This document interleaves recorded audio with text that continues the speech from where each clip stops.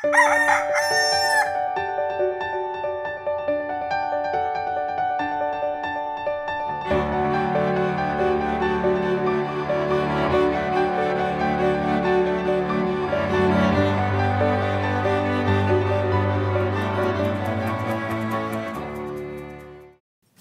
buntag sa tanan. Father Arnold po, mula sa Bukidnon. Saluhan niyo po muna ako tayo magkapet pandasal.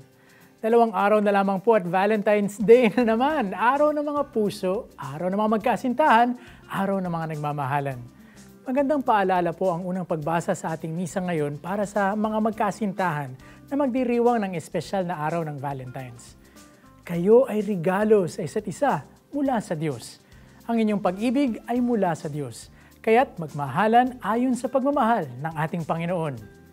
Ngayong panahon po kasi, madalas tayong malinlang na mga makamundong aliw, ang consumerism, materialism, pati na ang secularism. Kumbaga po, inaakala po ng ilan sa atin na matutumbasan ang tunay na pagmamahal sa pamagitan ng mga mamahaling regalo, super special na pagkain o kakaibang date sa kung saan mang lupalop ng mundo. Okay din naman po ang mga yan kung nasa tamang lugar. Pero kung ito na po ang pakahulugan natin sa commitment, sa faithfulness, sa true love, habang kulang naman sa pagsasaalang-alang sa ating Panginoon at sa Kanyang pagmamahal, naku po, nagkakamali tayo sa ating paraan ng pag-iibigan. Kaya't ipagdasal po natin, harinawa sa ating pagmamahalan sa isa't isa, hindi natin pilit tinutumbasan ang tunay na pag-ibig ng mga bagay-bagay na lumilipas lamang.